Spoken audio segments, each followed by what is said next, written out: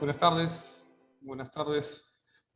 Eh, bueno, ante todo, muchas gracias al Gremio de Servicios de la Cámara de Comercio de Lima por darnos la oportunidad como sector legal de tratar estas mesas de trabajo.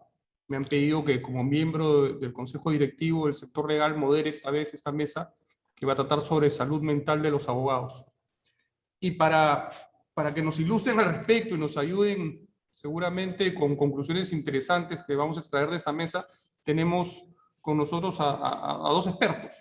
A Alejandra Guillén Lazo, quien es abogada por la Universidad Católica del Perú, máster en Políticas Públicas por King's College London, tiene experiencia laboral y conocimientos en temas de competencia, regulación, políticas públicas, economía conductual y derecho administrativo.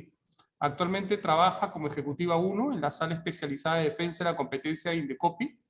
Ha laborado en la Secretaría Técnica Adjunta de los Cuerpos Colegiados de OCIPTEL, la Comisión de Defensa de la Libre Competencia, la Sala Especializada en Barreras Burocráticas de Indecopi y asistente de investigación de políticas de competencia en King's College London.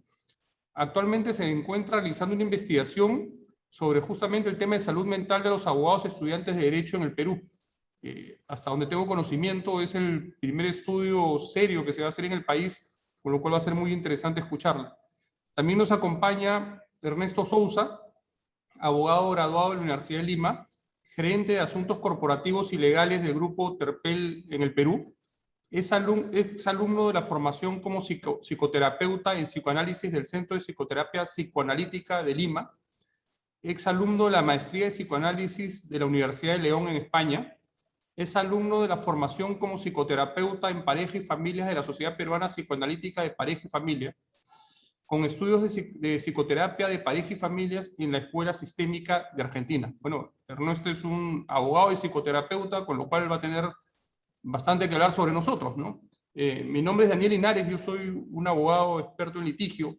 Mi experiencia con la salud mental es una experiencia más que todo práctica, pero para efectos de venir a esta mesa, me tomé el trabajo de leer información que fui encontrando en la web. Me encontré con estudios bastante interesantes, ¿no? Seguramente muchos temas nosotros los intuimos, pero ya con estos estudios se han puesto en cifras y quisiera compartirlos con ustedes antes de darle el uso de la palabra a Alejandra, porque lo que nos queda claro, lo que me ha quedado claro de estas lecturas es que, bueno, algo que sabemos es que las empresas no solamente se dedican a generar productos o servicios, sino también se tienen que encontrar o tienen que generar ambientes de trabajo saludables, seguros y satisfactorios para sus empleados, ¿no?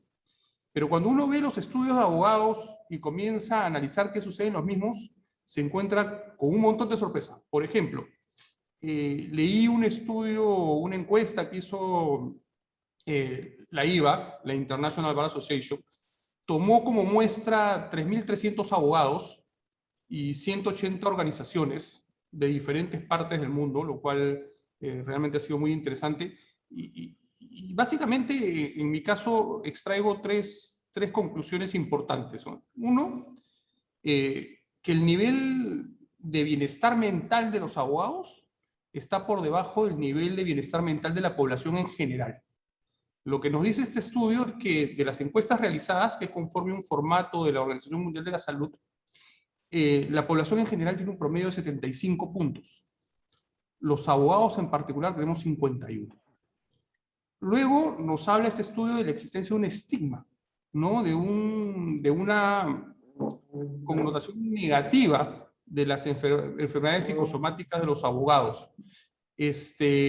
Tanto así que los abogados que puedan trabajar en una entidad, en un estudio, lo que fuere, no consideran prudente revelarle que están pasando por malos momentos a sus superiores, ¿no? Otro elemento importante de este estudio es que nos dice que los abogados jóvenes, aquellos que son menores de 30 años, vienen castigados, ¿no? Porque dice que de cada 30 abogados, la mitad han tenido episodios depresivos. Y uno de esos cada 30, pensamientos suicidas. Entonces, lo que comenzamos a ver es que realmente tenemos un problema mucho más grande del que tal vez admitimos, ¿no? ¿Y dónde encuentran los diferentes estudios a los que yo he podido acceder las causas? Unos nos dicen es por cuestiones organizativas, ¿no? Los abogados están sometidos a largas jornadas laborales, es cierto, y particularmente en el tema de horas hay una exigencia mayor, porque, por ejemplo, nos dicen que en el modelo de horas, para yo facturar 1.800 horas en el año, tengo que trabajar 2.420. Para facturar 2.200 horas en el año, tengo que trabajar 3.048 horas. Eso quiere decir que vivo trabajando. Nos dice también, tiene que ver con cuestiones educativas, ¿no? El abogado no está acostumbrado necesariamente a trabajar en equipo, con lo cual quiere asumir toda la responsabilidad. Tiene un problema de perfeccionismo. Yo creo que siempre debemos buscar la excelencia. El perfeccionismo puede terminar siendo finalmente negativo. Y también tiene un problema de pesimismo, porque a los abogados nos educan para poder adelantar las contingencias por cada movimiento que pueda tener nuestro cliente o la empresa a la que servimos, más aún si es un abogado litigante. Y eso genera una actitud negativa muchas veces ante la vida. Por eso dicen que muchos de los suicidios que ocurren en Estados Unidos son de abogados. Y también hay cuestiones derivadas de la profesión, ¿no? El hecho de la disponibilidad absoluta, los requerimientos de los clientes y la esclavitud ante los plazos. Evidentemente es parte de nuestra actividad, es parte de nuestro día a día.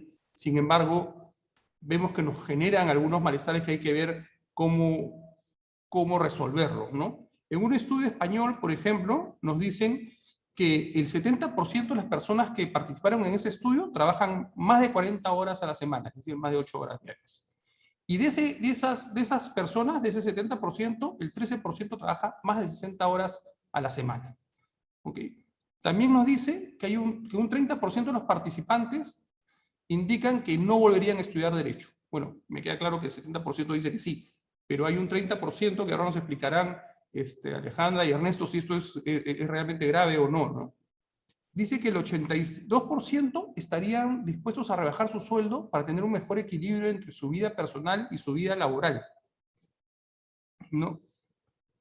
En fin, ¿y cuáles son los males que son típicos de nuestra profesión según estos estudios? El estrés, el sedentarismo, el insomnio y el sobrepeso. Los abogados duermen menos de 7 horas diarias y el rango que debería dormir una persona, según indican los estudios, va entre 7 y 9 horas. Entonces, la gran pregunta es, ¿estamos perdidos? ¿Qué hacemos? Alejandra, te cedo el uso de la palabra, por favor. Sí, muchas gracias, Daniel. Muchas gracias a la Cámara de Comercio de Lima por la invitación. Voy a hacer una exposición con algunas diapositivas.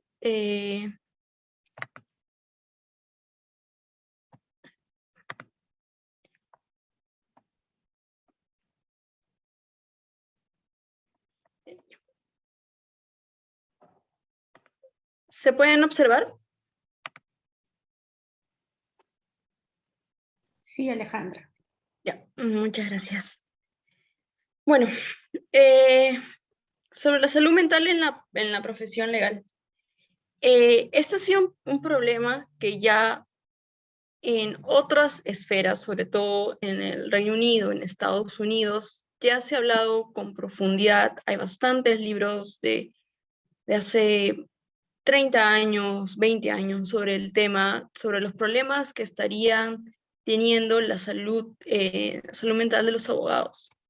Y una pregunta que se hacía uno de los investigadores era, ¿es que las personas deprimidas buscan ser abogados o es que las personas que al final terminan ejerciendo el derecho caen en la depresión? Y encontró que la respuesta era la segunda, que las personas entraban a estudiar derecho sin mayor problema de salud mental, pero dentro de la carrera hay diferentes factores que hacen que tengas algunos problemas de salud mental. Obviamente, sí hay personas que ya de por sí tenían ciertos temas de salud mental y que obviamente con el trabajo, con la exigencia del derecho y de ejercerlo, se va agravando. Entonces, quiero enfocarlo primero por la parte de cuáles son los problemas que vive en el Perú. En el estudio que estoy elaborando con un amigo, hemos estado haciendo entrevistas, todavía los resultados de manera macro no los hemos encontrado, pero ya podemos identificar algunos problemas que estarían ocurriendo.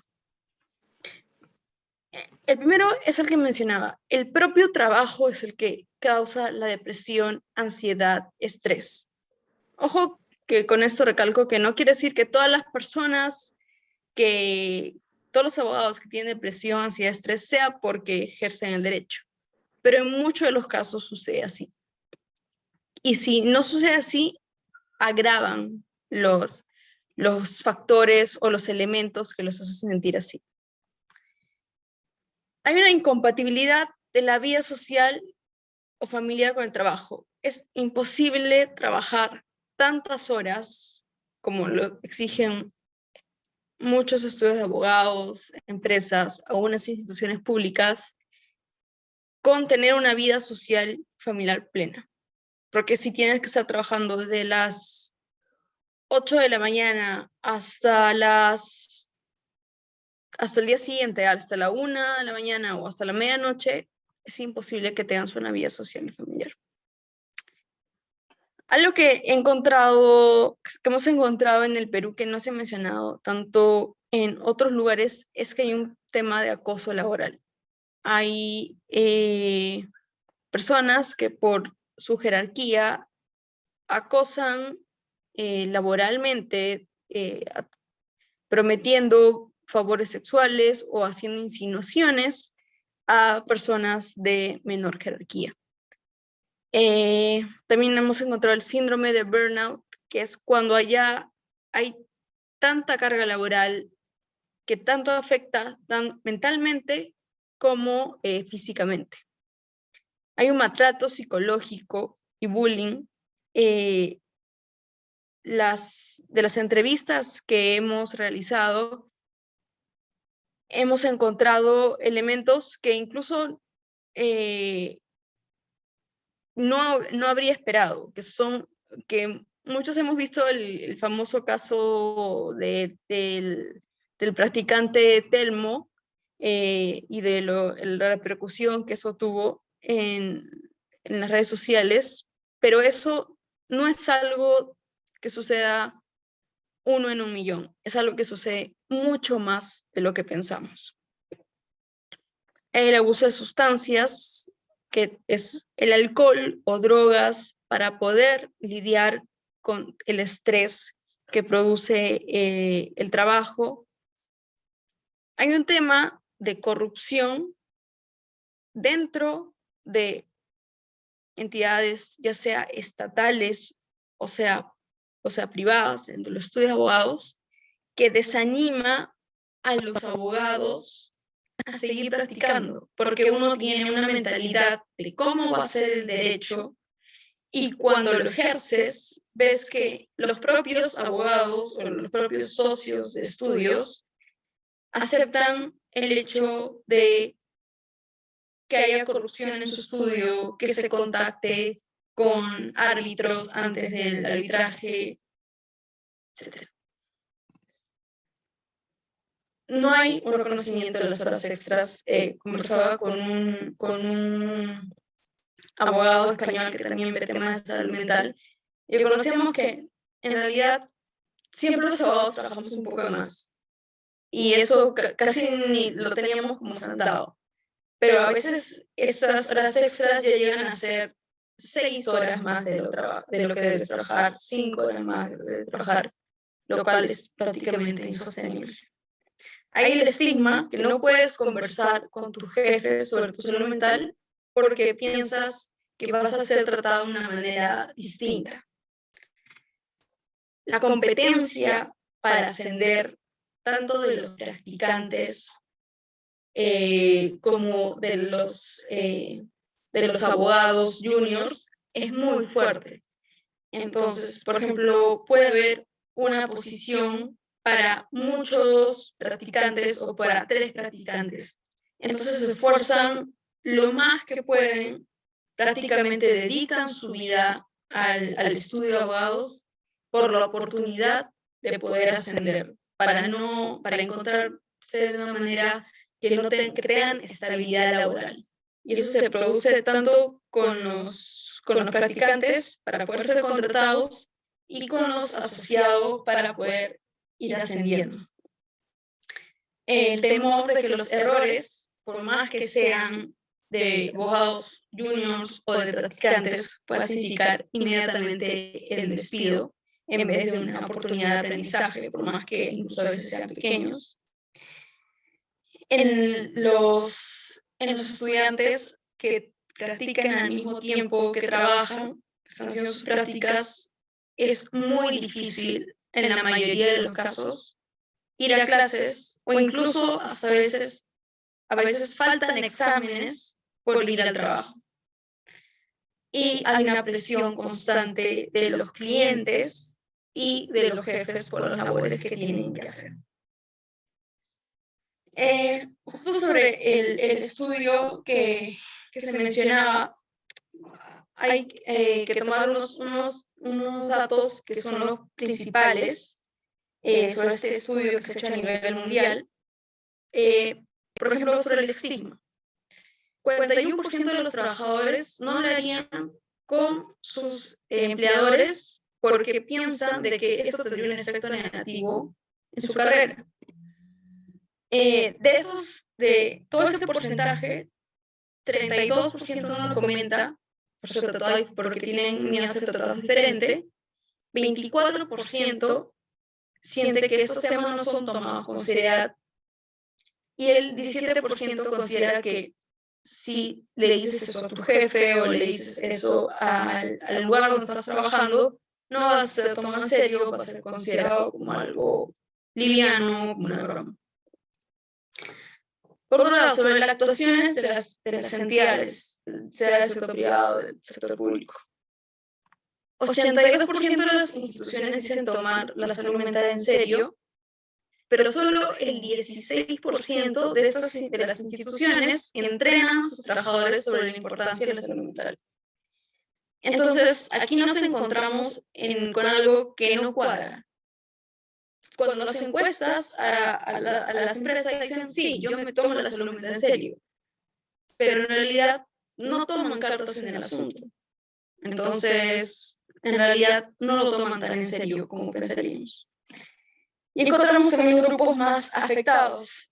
Como mencionó Daniel, el bienestar mental en las personas, en un promedio en general, es 75%, pero de los abogados solo es el 51%. Y en los grupos más afectados, dentro del sector legal, tenemos que el 43% de trabajadores entre los 23 a 29 consideran que no tienen bienestar mental en su centro de trabajo.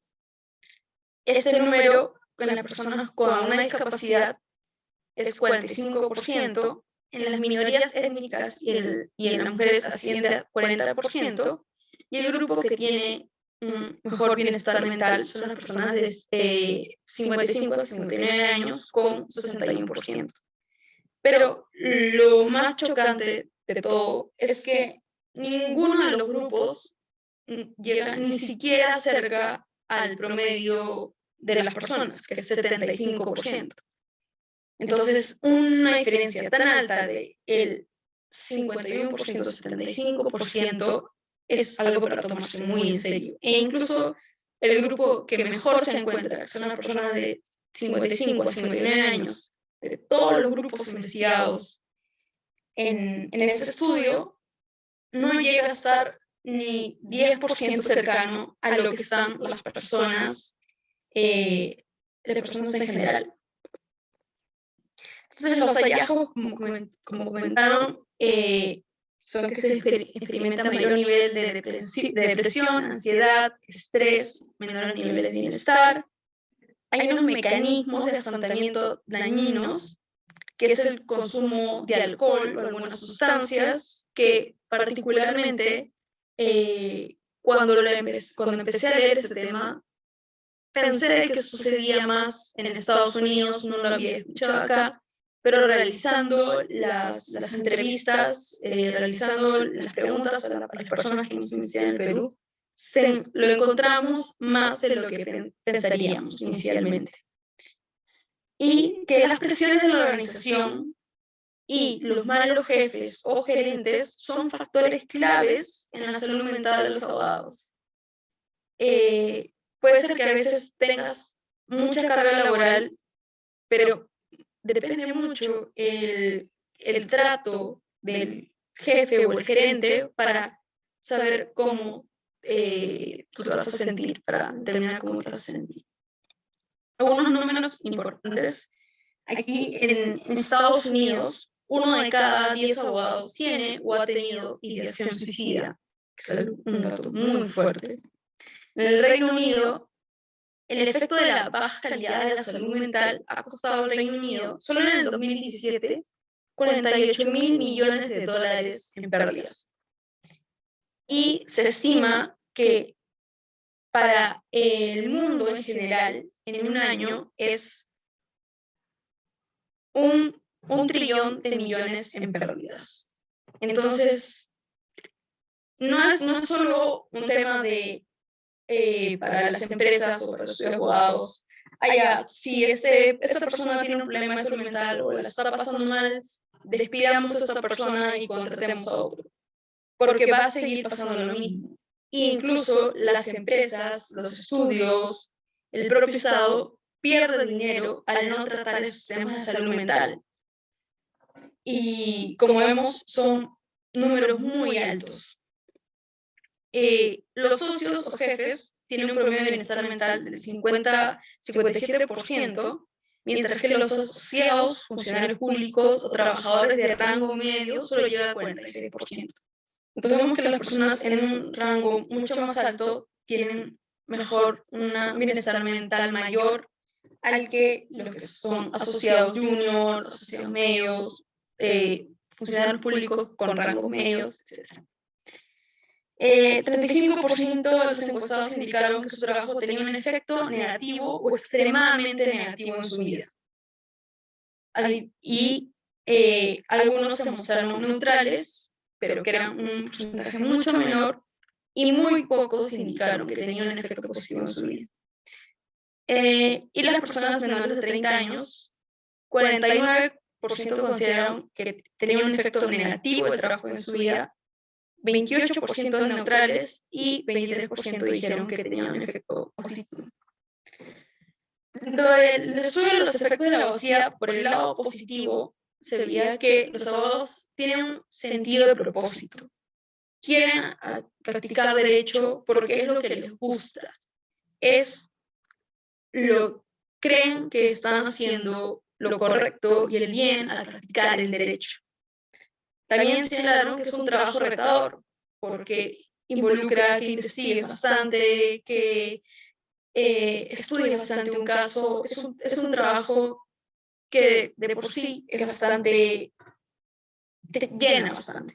Y también la posibilidad de conectar con otras personas.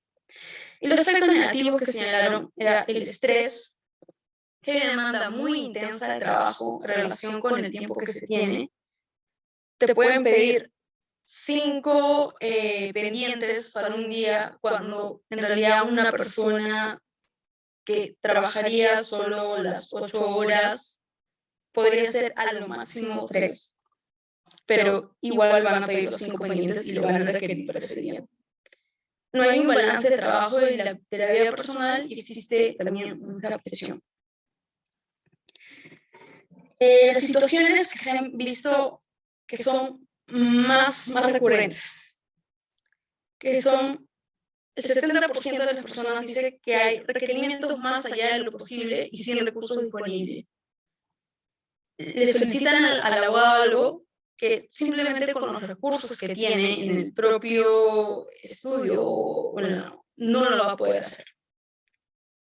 Demasiadas horas de trabajo, 65% de los abogados presión jerárquica no realística, te exigen cosas que es imposible hacerlo, 61%.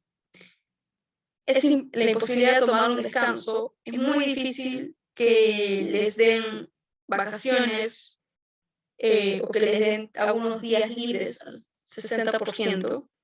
Presión para llegar al deadline o a la meta necesaria para el lugar de trabajo al 56%, y que no hay un control en la carga de trabajo. Se les asigna la carga de trabajo simplemente a la primera persona que consideran y no hay una conciencia sobre, en realidad, si es demasiado para esa persona. Y algo por resaltar es que estas situaciones son ocurridas solo en los últimos 12 meses de esas personas. Es decir, puede haber ocurrido a otras personas en un periodo más largo, pero solo en el último año eso es lo que encontramos.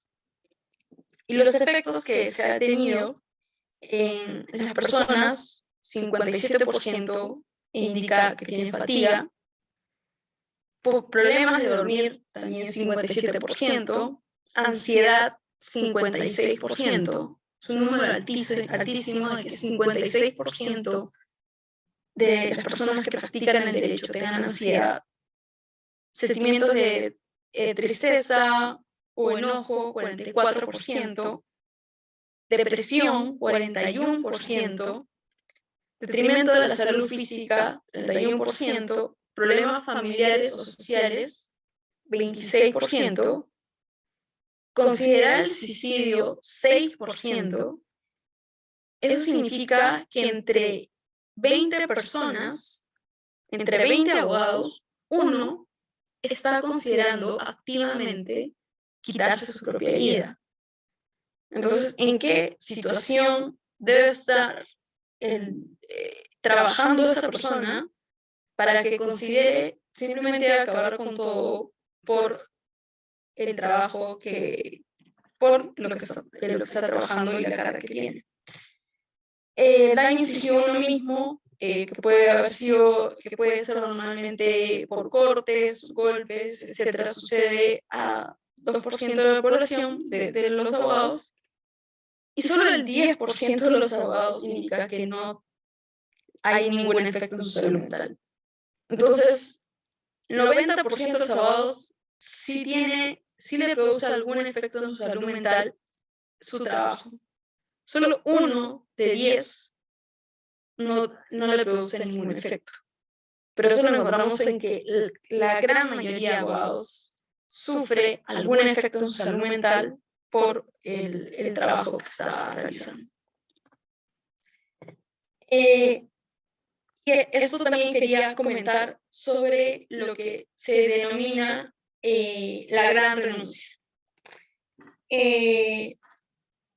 Lo que quería señalar antes. Estábamos mencionando, voy a retroceder un poco.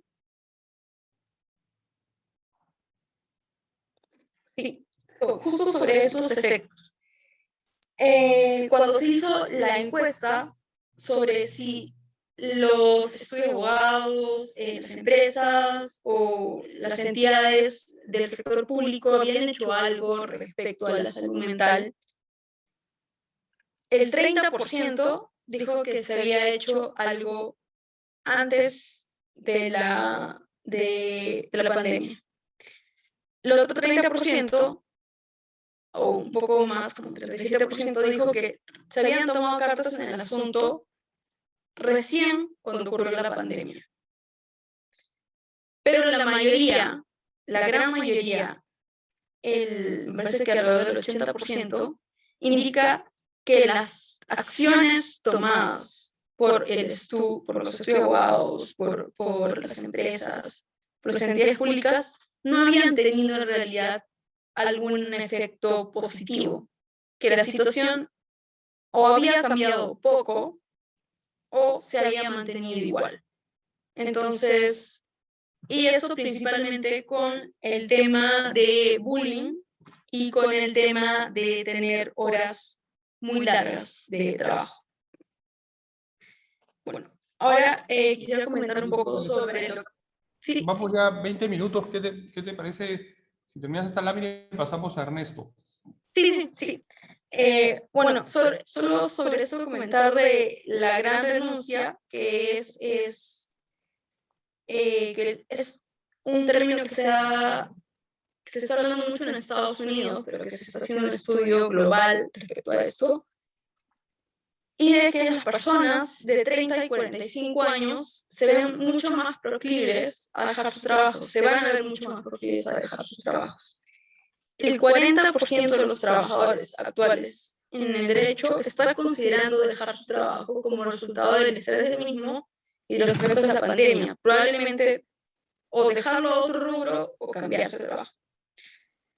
Y se prevé que los abogados, empresas o entidades públicas van a tener que mejorar lo que ofrecen en términos de flexibilidad, un balance de trabajo y vida, entre otros, debido a que se espera renuncias masivas a partir del 2022.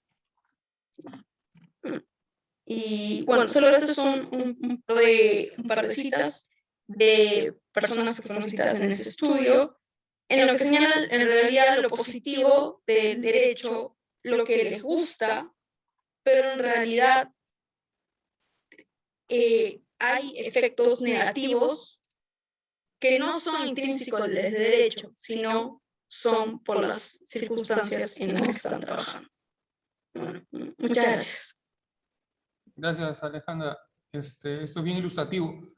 Ernesto, bueno, la gran pregunta, bueno, ¿es tan complicado ser abogado o es parte de la propia actividad laboral que se generan estos estrés y algunos males de salud mental dependiendo de la actividad que realices? Porque los abogados somos como bomberos, ¿no? Atendemos mucha emergencia, mucha crisis, es parte de nuestro centro, nuestra actividad. Entonces, ¿qué tienes que decir al respecto? Mira, Alejandra, muchas gracias por la presentación, por los números que has traído, la verdad que es súper interesantes. Pero yo quería empezar un poco haciendo una comparación que siempre la he hecho, ¿no? Entre qué cosa es ser un abogado y qué cosa es ser un terapeuta. Es un poco lo que mi vida personalmente me enseñó por estas dos, digamos, cosas que he hecho o que hago, ¿no? Empecemos por ser terapeuta, ¿no? ¿Qué cosa hace un terapeuta? Un terapeuta recibe a una persona que trae un problema, por ser usualmente temas mucho más emocionales, la persona que te trae el problema probablemente no tiene ni idea de realmente cuál es su problema, ¿no? Te trae un problema manifiesto y tiene uno latente, escondido por ahí, que luego con el tiempo irá saliendo. Pero ¿qué cosa es lo primero que a uno le sucede como terapeuta? Que uno tiene que sostener a esa persona, que es un poco lo que se conoce como holding. O sea, uno la sostiene y con la persona uno empieza a trabajar en ida y vuelta la solución o el descubrimiento de los problemas que le pasan. Y ahí nomás lo quiero dejar para hacerlo simple el ejemplo. En el caso de un abogado, hay algunas similitudes muy importantes. Llega un cliente, el cliente sabe qué problema tiene, pero no sabe muchas veces la magnitud del problema que tiene, pero sabe que tiene un problema, no conoce la solución del problema, y en el caso del cliente, el cliente lo que hace es al abogado le dice, oye, tú me tienes que resolver esto. O sea, fíjense cómo en el primer ejemplo del terapeuta es un trabajo de a dos, digamos. En el caso del abogado con el cliente, salvo ciertos casos, que obviamente el abogado hace preguntas al cliente para informarse, lo que el cliente espera es que el abogado le resuelva enteramente todo el problema. O sea, es como decir, mira, ¿sabes qué? Acá está mi bolsa de piedras, yo no sé cómo vas a hacer tú, y ojo con esta frase, ¿eh? Yo no sé cómo vas a hacer tú, pero tú el tema me lo resuelves. Entonces, empecemos ahí a darnos cuenta una cosa que en psicoterapia se llama contratransferencia, que es qué cosa empieza a sentir el terapeuta o qué cosa empieza a sentir el abogado respecto del paciente cliente. Los terapeutas hemos sido entrenados para poder distinguir estas cosas, aunque muchas veces igual se nos escapan. Y cuando no las podemos identificar, vamos a supervisiones clínicas con otros terapeutas o hasta regresamos a terapia para poder descubrir qué cosa es lo que está pasando en esta relación terapéutica. A los abogados no nos han contado nada de esto. Los abogados simplemente lo tenemos que resolver.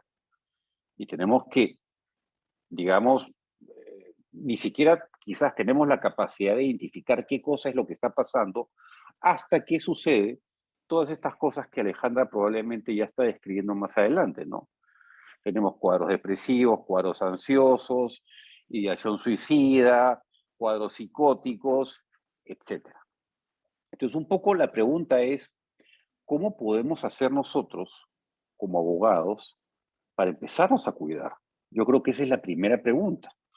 Yo una de las cosas que me he dado cuenta es que en las facultades de Derecho, hoy en día, no cuando yo estudié, pero hoy en día, digamos, hay una mayor aproximación, digamos, hacia los alumnos desde la psicología, incluso en las facultades de Derecho. Pero yo creo que no es suficiente, porque nuevamente, no se reconoce todas las inmensas presiones y emociones que maneja un abogado cuando está trabajando, cuando está sosteniendo a un cliente o tratando de resolver un caso, y no tiene las herramientas que tiene un terapeuta porque no ha sido entrenado en ello.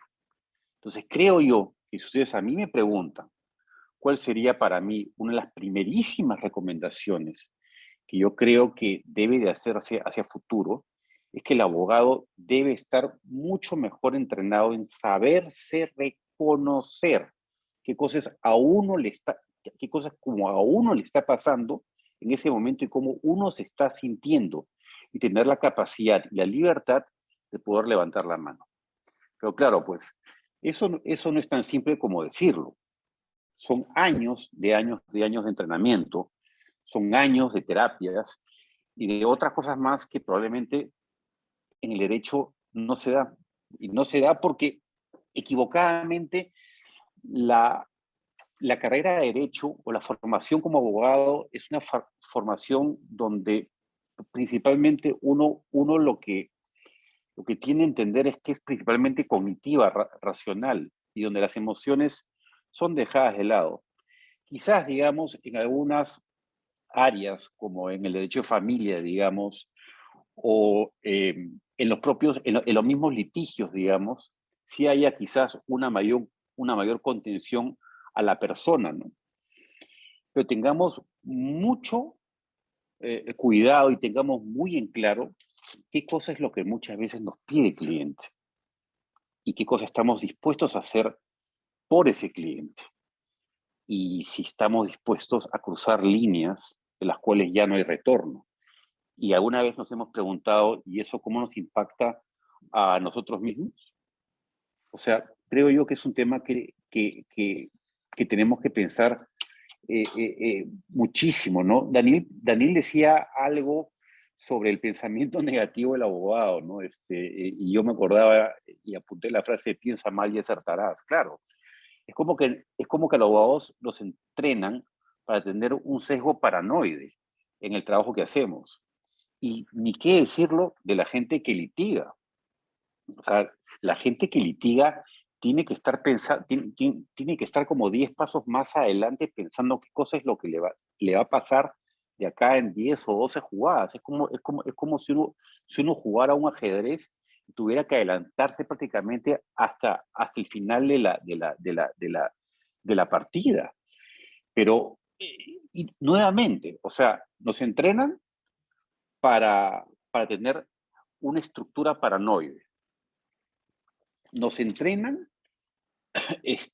para sostener, o sea, por lo menos nos ponen en la posición de tener que sostener una serie de presiones, pero no nos dan herramientas.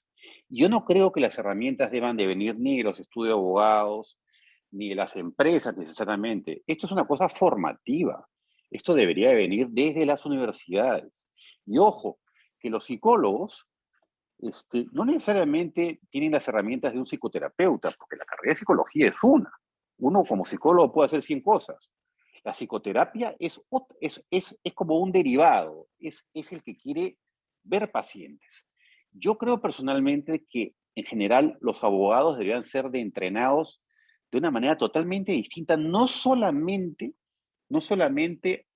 apostándole al conocimiento racional de las cosas, e intelectual de las cosas, sino también emocional.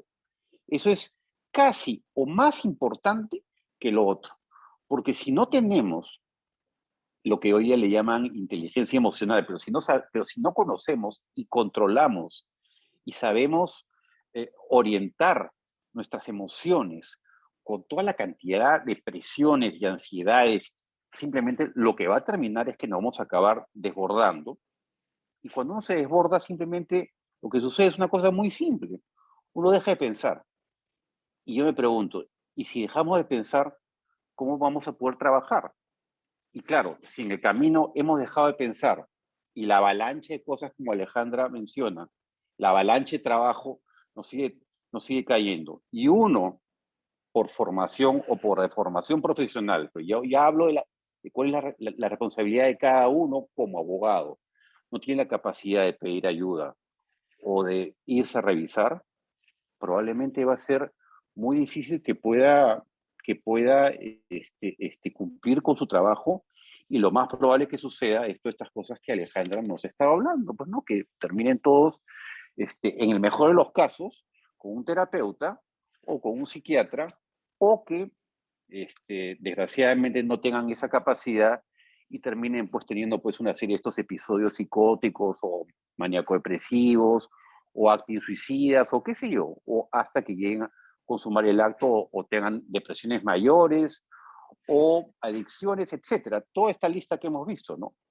Pero yo un poco como reflexión les diría a todos ustedes que creo que los que primero nos tenemos que empezar a cuidar somos nosotros mismos, o sea, y tener la claridad y la lucidez de saber que el trabajo que realizamos como abogados no es poca cosa y no es solamente un trabajo intelectual o racional.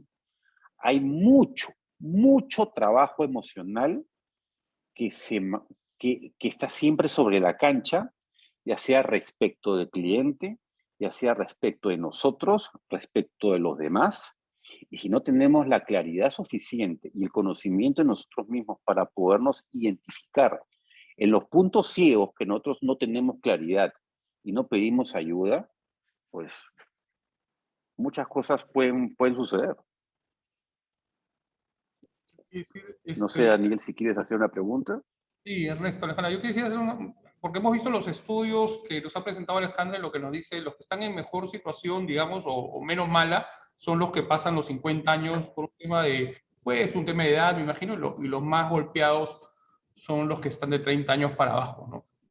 Nosotros, Ernesto, hemos tenido 30, Alejandra hoy día me parece que está llegando a esa edad, no hemos tenido un estudio de ese tipo para ver nuestra generación, pero también quisiera saber cómo la forma de enfrentar las exigencias laborales del mercado legal pueden variar de generación en generación, ¿no? A nuestra generación nos enseñaron que si nos daban una práctica nos estaban haciendo un favor y que había que trabajar muchísimo para ganarnos la vida y esos eran principios básicos cuando éramos unos chicos. No sé si son los mismos que tendrá la generación de Alejandra, pero ¿cuánto puede afectar este cambio generacional en la forma de afrontar el mercado que hoy día estamos viviendo? Bastante, bastante, sin duda, ¿no? O sea, yo me estaba acordando hoy día que hablábamos temprano que cuando yo entré a practicar, pues a mí no me pagaban nada, ¿no? A mí me daban movilidad, digamos, ¿no? Hoy día, pues, la gente que entra a hacer una práctica preprofesional, pues, ya tiene una remuneración que a mí me hubiera encantado poderla ganar en ese momento, ¿no? Y además porque no olvidemos una cosa muy importante, ¿no? Que la generación de hoy día ha crecido en un mercado y en una cultura totalmente distinta a la nuestra. O sea, nosotros veníamos saliendo pues de una etapa durísima militar, veníamos saliendo, o estábamos dentro de un terrorismo, digamos, y hoy en día la gente más chica, digamos, la gente que tiene pues 25, 30 años, digamos, principalmente es un grupo de personas donde tienen claramente un objetivo que es alcanzar las metas muy rápidamente. O sea, son muy hedonistas, pero no es porque el hedonismo sea en sí mal o bien, es porque el mundo y la cultura de consumo que existe hoy día, simplemente hoy en día nos ha colocado en esto. O sea, hoy día vivimos en un mundo de consumo total, en donde pues el chico que tiene 30 años o 28 años o 26 no se va a esperar 10 o 15 o 20 años para poder tener las cosas que nosotros hemos podido tener. Las quieren tener rápido, porque además, ojo, o sea, y es una cosa que personalmente yo así la llamo, nosotros vivimos hoy en día en la cultura del fast food. O sea, todo tiene que ser instantáneo, todo tiene que ser rápido. Y eso es transversal a todo. Y no solamente a la comida rápida propiamente dicha, sino también a los trabajos. O sea, en nuestras épocas, y con esto termino, uno pues se queda trabajando toda su vida en una empresa, lo más trabajaba en 2 lugares, 3. Hoy en día trabajan en un montón de lugares. O sea, probablemente una persona que vaya a llegar a los 50 años, que ha empezado a trabajar a los 20 y tantos, desde ahora en adelante, va a haber trabajado en 10, 12, 14 lugares tranquilamente. Entonces, eso antes no sucedía, ¿no? O sea, eso antes, digamos, un poco, la idea era donde tú empiezas a trabajar, ahí te jubilas. Alejandra, y tú, por ejemplo, ya pasándote la pelota, porque Ernesto ha hablado de una generación que yo también, a la que yo también pertenezco, tú, como parte de esta generación millennial, ¿qué es lo que buscas de un centro de trabajo? ¿No? ¿Qué es lo que qué es lo que quieres recibir? ¿Qué es lo que te motiva a estar ahí y cómo y qué sugerirías a los estudios de abogados en particular para afrontar estos problemas de salud mental? Porque queda claro que hay un modelo de negocio que tendríamos que refundarlo para poder solucionar los problemas tan dramáticos que hemos visto en su totalidad, pero creo que podríamos encontrar algunas medicinas que sí nos permitirían, por lo menos, tener una vida más saludable de la que tenemos hoy, ¿no? Sí, o sea, de hecho, como comentaba también más temprano, en, en la facultad o dentro de la carrera, la manera en que particularmente a mí me enseñaron, de repente soy una persona híbrida entre la generación antigua y la generación más nueva, es que tenía que dedicar mi vida al trabajo. Y cuando practicaba, practico, entro a las 8 de la mañana, me voy a las 11 de la noche, con suerte, si no me quedo hasta más tarde. En algunos lugares, no todos. Pero a medida que he visto nuevas generaciones menores a mi edad, 25 años, 26, yo ya no veía lo que yo interpretaba que se tenía que hacer un abogado. Yo interpretaba tengo que dedicar casi todo el tiempo que pueda a trabajar. Y veía que los practicantes o personas menores ya no pensaban lo mismo que yo, pensaban, no, también tengo derecho a esta vida social. Y hay toda esta idea de vanagloriar el hecho de trabajar mucho, cuando en realidad no deberíamos hacerlo, porque el hecho de estar trabajando mucho significa que no le estamos dando tiempo a nuestra vida familiar, vida social, que eventualmente nos va a afectar. Y en las nuevas generaciones les está afectando. Ya no es lo que a veces creo que espera la generación un poco mayor de la generación nueva, es de que trabajen de la misma manera en que ellos trabajaron. Pero eso no se va a lograr o no se va a poder porque las personas de esta nueva generación, en la cual estoy de acuerdo, no van a dedicar toda su vida al trabajo, porque incluso los beneficios que obtienen no son los mismos de los que obtenían las generaciones anteriores. Era mucho más fácil que trabajando de la forma que un abogado trabaja ahora, hace 20 años, pudieras comprarte un departamento antes de los 40. Ahora, para cualquier abogado que incluso gana decentemente, es imposible por el costo de la vida, etc. Entonces, si no tengo esos incluso elementos de estabilidad, de si obtener o sea, recién a los 40 años podría pensar en comprar una casa, podría pensar en comprar un carro.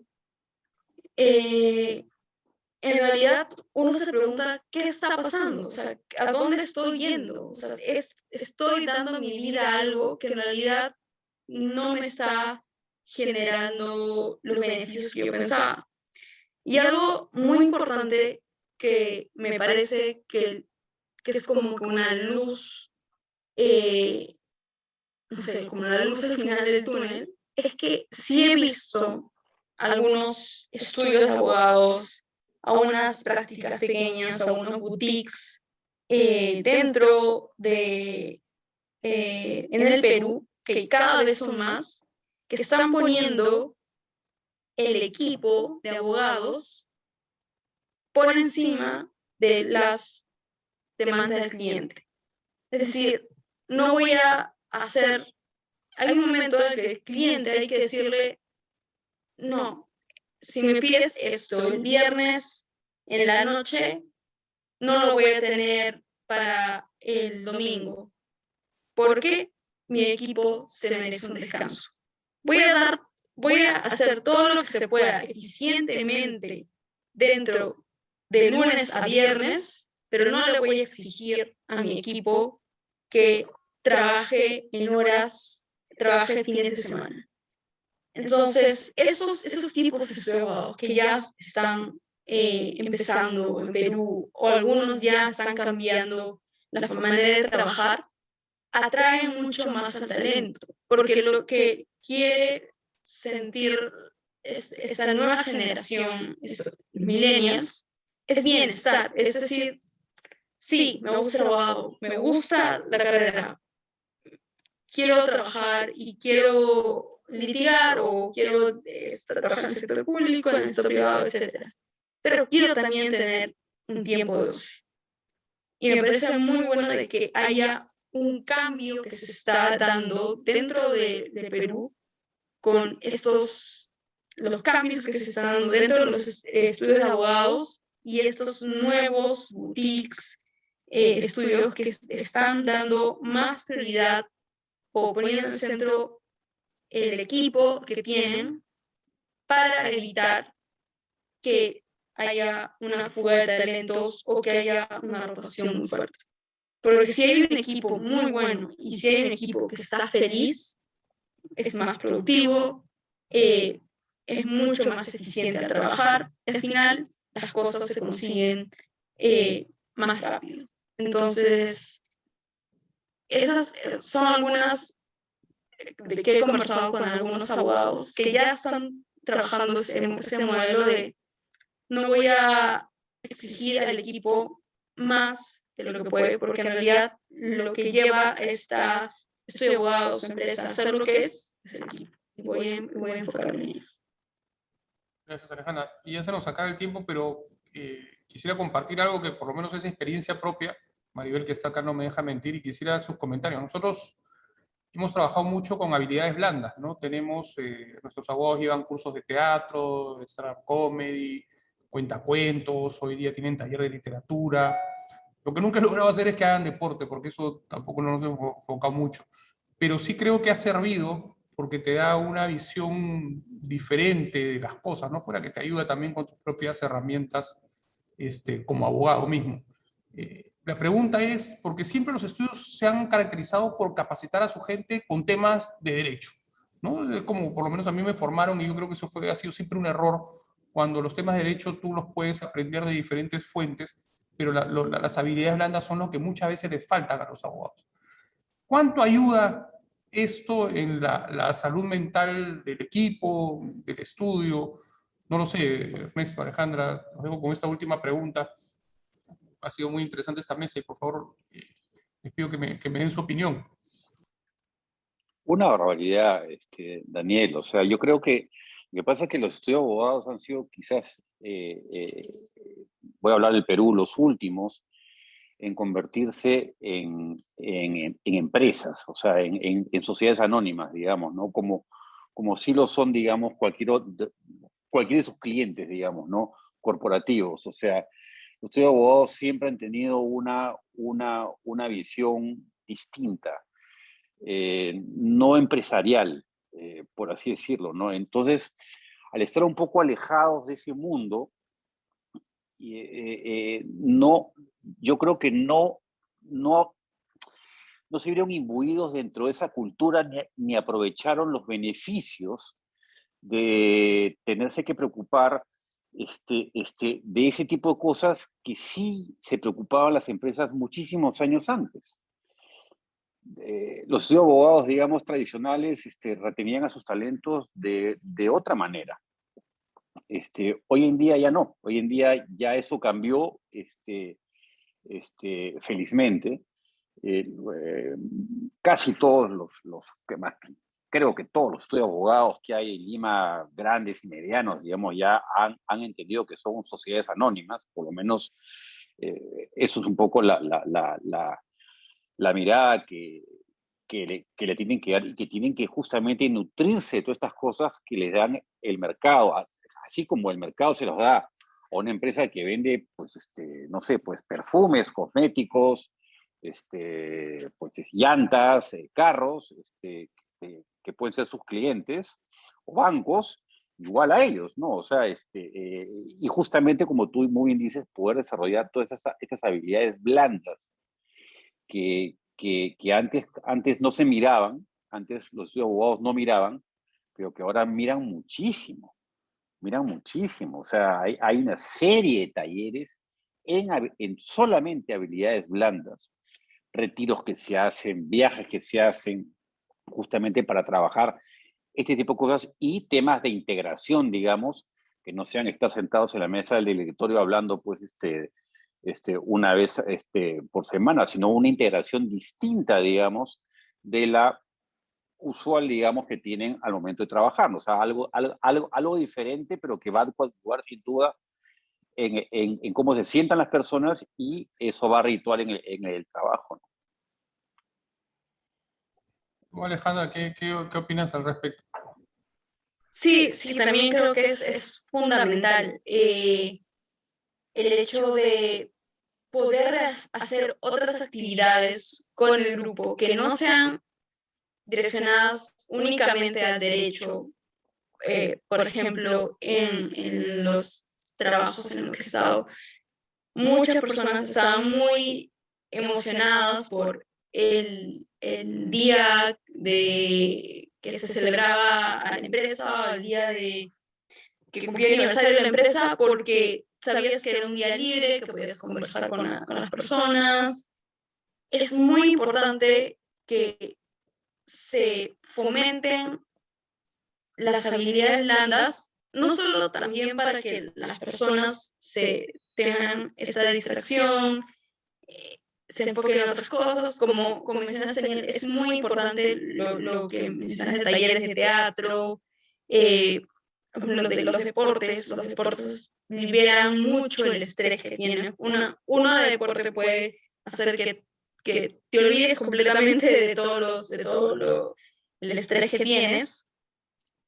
Pero también algo que me dijo un jefe que es súper importante es las habilidades blandas en el abogado para poder continuar con su carrera y seguir ascendiendo en su carrera son fundamentales.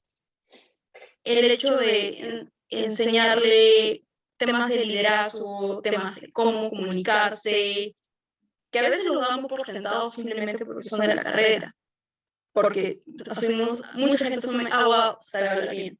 No siempre es así.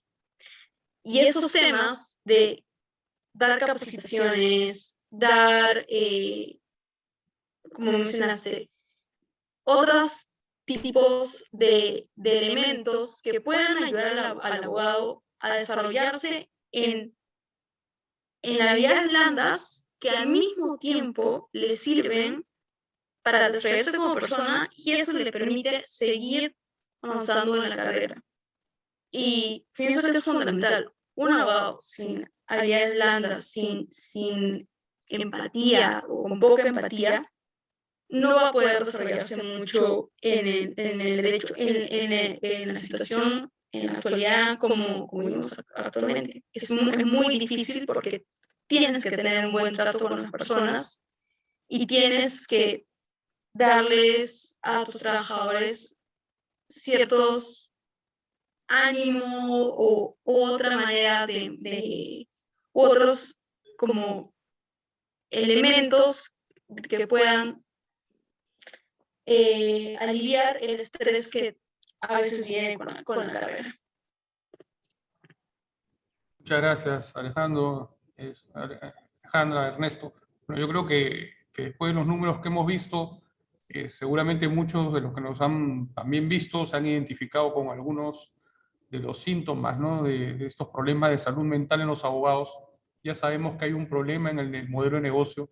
También sabemos que existen herramientas para irlos amortiguando. Al final, un mal de salud no nos paga a nadie, entonces hay que tener cuidado con esto, ¿no?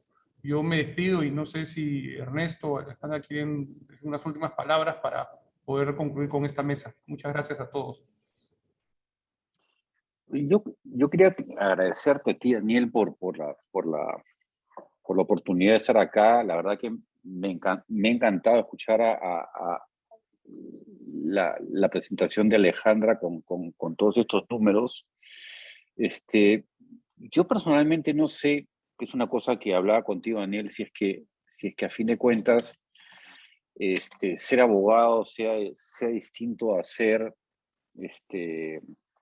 ingeniero o a ser médico o qué sé yo, porque los médicos trabajan pues un montón de horas, o sea, probablemente trabajan más horas que los abogados, o sea, no lo sé, como te digo, yo no lo sé, pero más allá de cuántas horas trabajemos, sí me gustaría mandar un mensaje general a todos los que están escuchando este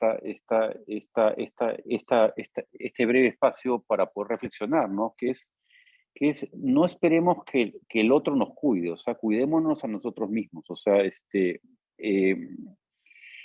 y para eso tenemos que aprendernos a conocer a nosotros mismos y tenemos que identificar qué cosa es lo que nos sucede. Porque sin duda alguna, muchas de estas presiones que recibimos pueden estar disparando una serie de puntos que tenemos no resueltos o cosas que simplemente falta tocarlas para que nos podamos desestabilizar. Entonces, yo un poco lo que le sugeriría es, demos 2 pasos hacia adelante. Nosotros, en primer lugar, tratemos un poco de conocernos y de ubicar qué cosas del entorno lo que nos puede estar afectando y buscar soluciones, ¿no?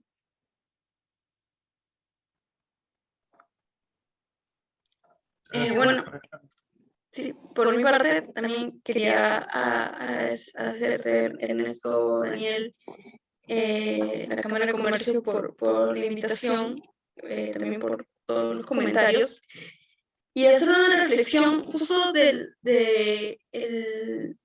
encargado que mencionaste que hizo el estudio en España. Un amigo con el que he hablado bastante para el estudio de salud mental de los abogados en el Perú, y que él reflexionaba sobre algo bastante importante. El abogado, el funcionario del sector público que ejerce el derecho, son las personas que al final deciden o determinan los derechos de todos, los derechos de las personas. Si no cuidamos a las personas que defienden los derechos, sean las personas naturales o de las empresas, ¿en qué sociedad vamos a vivir? Necesitamos que los abogados estén con una buena salud física, una buena salud mental, para que la sociedad pueda funcionar mejor. Porque ellos son los que se encargan de defender los derechos de todos. Entonces, y estoy de acuerdo completamente con él. Con unos abogados, con un mejor bienestar, se encuentran en una mayor facultad de defender los derechos de las personas de una mejor manera. Gracias, Alejandra. Gracias, Ernesto. Gracias a la Cámara de Comercio de Lima. Y muchas gracias a todos los que estuvieron con nosotros. Nos despedimos. Hasta luego.